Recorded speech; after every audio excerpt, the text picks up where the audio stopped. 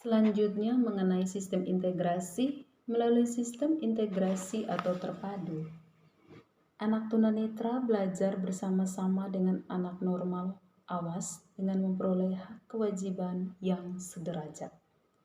Sekolah dasar atau sekolah biasa lainnya yang menerima anak tunanetra atau anak luar biasa pada umumnya sebagai siswanya disebut sekolah terpadu. Apabila di sekolah tersebut tidak terdapat bagi anak luar biasa, maka secara otomatis sebutan sekolah terpadu tidak berlaku lagi, kembali disebut sekolah dasar atau sekolah biasa lainnya. Melalui sistem pendidikan terpadu, anak tunanetra akan memperoleh keuntungan berikut ini. A. Memperoleh kesempatan yang seluas-luasnya untuk mengenyam pendidikan bersama-sama dengan anak awas lainnya. B. Kesempatan yang seluas-luasnya untuk mempersiapkan diri dalam menghadapi lingkungan dengan membiasakan diri berinteraksi dengan teman-temannya yang awas. Bentuk-bentuk keterpaduan dalam sistem pendidikan integrasi sangat bervariasi. Kirk dan Gallagher 1989 mengemukakan bentuk-bentuk keterpaduan atau integrasi yang meliputi 1. Bentuk kelas biasa dengan guru konsultasi atau regular classroom with consultant teacher. 2. Kelas biasa dengan guru kunjungan atau itinerant teacher. 3. Kelas biasa dengan ruang sumber, resource room atau ruang bimbingan khusus. 3. Kelas khusus atau special class. C. Ciri khas layanan dan bimbingan. Hal-hal yang khas dalam pendidikan anak tunanetra adalah berikut ini. 1. Penempatan anak tunanetra. Dalam menempatkan anak tunanetra, perlu diperhatikan hal-hal berikut. A. Anak tunanetra ditempatkan di depan agar dapat mendengarkan penjelasan guru dengan jelas. B. Memberikan kesempatan kepada anak tunanetra untuk memiliki tempat duduk yang sesuai dengan kemampuan penglihatannya.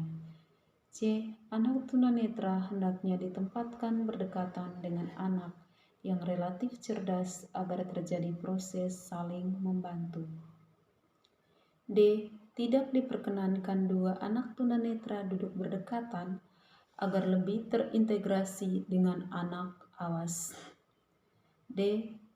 Tidak diperkenankan dua anak tunanetra duduk berdekatan agar lebih terintegrasi dengan anak awas. 2. Alat peraga yang digunakan hendaknya memiliki warna yang kontras. Pada alat peraga, bahan cetakan antara tulisan dan warna dasar kertas harus kontras.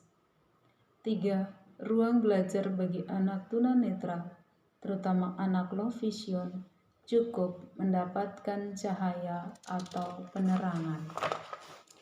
4.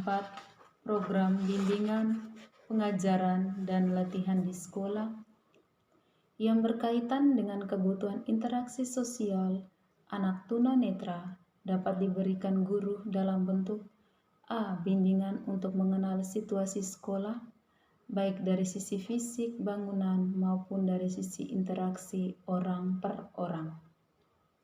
B. Menumbuh kembangkan perasaan nyaman, aman, dan senang dalam lingkungan barunya. C. Melatih kepekaan indera-indera tubuh yang masih berfungsi sebagai bekal pemahaman kognitif, afektif, dan psikomotornya. D. Melatih keberanian anak tunanetra untuk mengenal hal-hal baru, terutama hal-hal yang ia temui ketika berada di rumah. E. Menumbuhkan kepercayaan diri dan kemampuan diri dalam berkomunikasi dan melakukan kontak. F. Melatih mobilitas anak untuk mengembangkan kontak-kontak sosial yang akan dilakukan dengan teman sebaya.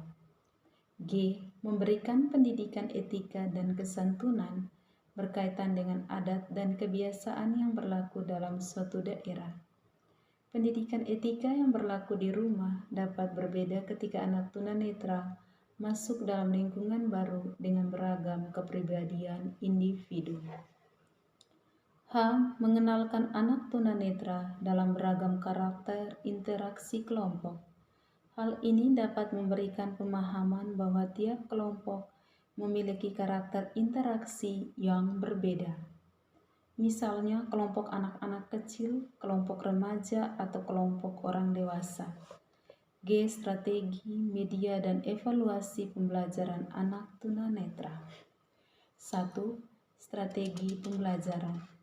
Strategi pembelajaran pada dasarnya adalah pendayagunaan secara tepat dan optimal dari semua komponen yang terlibat dalam proses pembelajaran yang meliputi tujuan, materi pembelajaran, media, metode, siswa, guru, lingkungan belajar, dan evaluasi sehingga proses pembelajaran tersebut berjalan dengan efektif dan efisien. Rianti 2013. Dalam proses pembelajaran, dapat digunakan berbagai macam strategi pembelajaran yang didasarkan pada pertimbangan tertentu, antara lain berikut ini. Berdasarkan pertimbangan pengolahan pesan, terdapat dua macam strategi pembelajaran, yaitu dedukatif dan induktif. Berdasarkan pihak pengolahan pesan, terdapat dua strategi pembelajaran, yaitu ekspositorik dan heuristik. Berdasarkan pertimbangan pengaturan guru, ada dua macam strategi, yaitu strategi pembelajaran dengan seorang guru dan bergu, team teaching. Berdasarkan pertimbangan jumlah siswa, terdapat strategi pembelajaran klasikal kelompok kecil dan individual. Berdasarkan interaksi guru dan siswa, terdapat strategi pembelajaran tatap muka dan melalui media. Di samping strategi yang telah dijelaskan di atas, ada strategi lain yang dapat diterapkan dalam pembelajaran anak tunanetra, yaitu 1.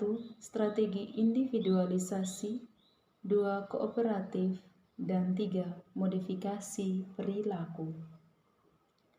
Permasalahan dalam strategi pembelajaran anak tunanetra adalah bagaimana upaya guru dalam melakukan penyesuaian modifikasi terhadap semua komponen dalam proses pembelajaran sehingga pesan maupun pengalaman pembelajaran menjadi sesuatu yang dapat diterima atau ditangkap oleh anak tunanetra melalui indera-indera yang masih berfungsi, yaitu indera pendengaran, perabaan, pengecapan, serta sisa penglihatan bagi anak low vision. Rianti 2013.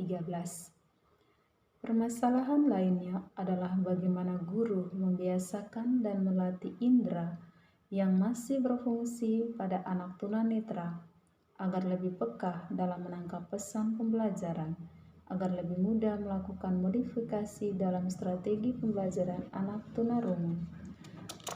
Guru, yaitu dalam Rianti 2013, harus memahami prinsip-prinsip dasar dalam pembelajaran anak tunanetra, yaitu sebagai berikut. Prinsip individual.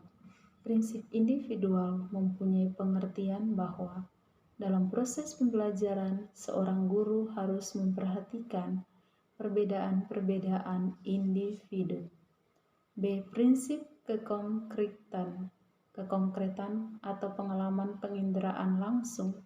Prinsip ini mempunyai pengertian bahwa strategi pembelajaran yang digunakan, guru harus memungkinkan anak tunanetra mendapatkan pengalaman secara nyata dari apa yang dipelajarinya.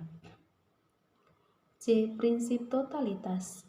Prinsip ini mempunyai pengertian bahwa strategi pembelajaran yang dilakukan guru harus memungkinkan anak tunanetra memperoleh pengalaman objek atau situasi secara total atau menyeluruh.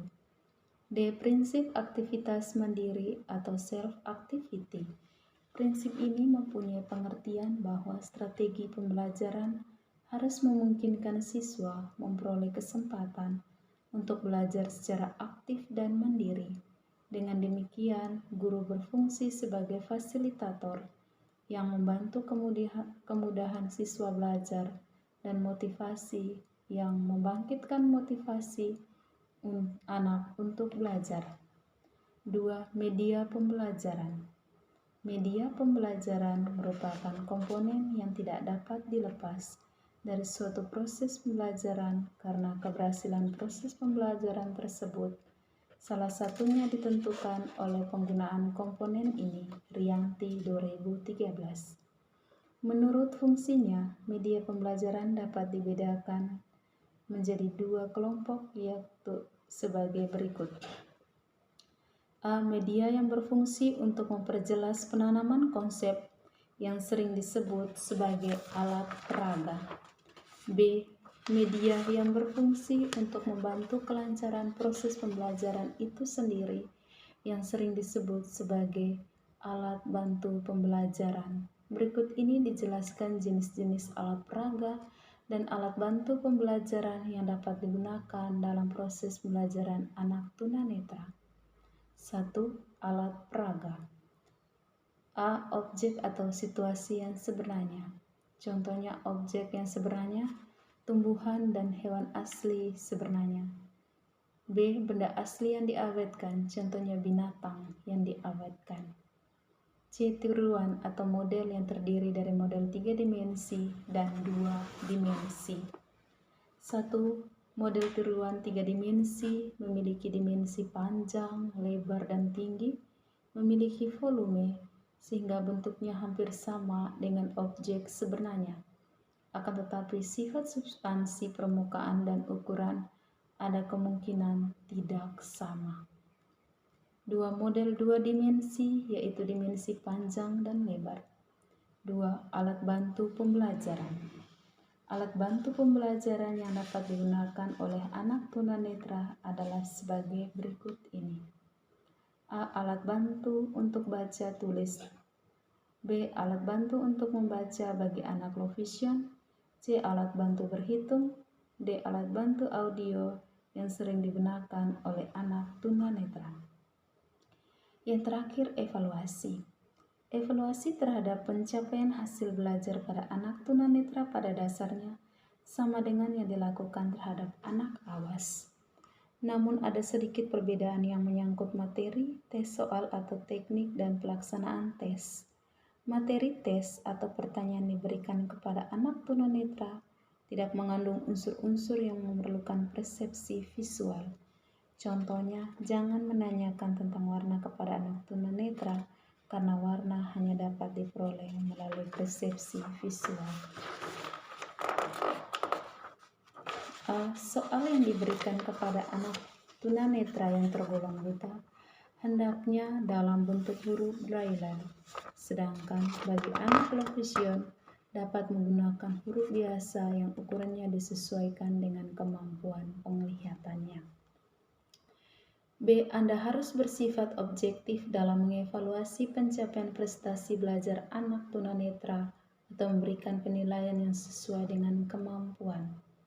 C. Waktu pelaksanaan tes bagi anak tunanetra hendaknya lebih lama dibandingkan dengan pelaksanaan tes untuk anak awas.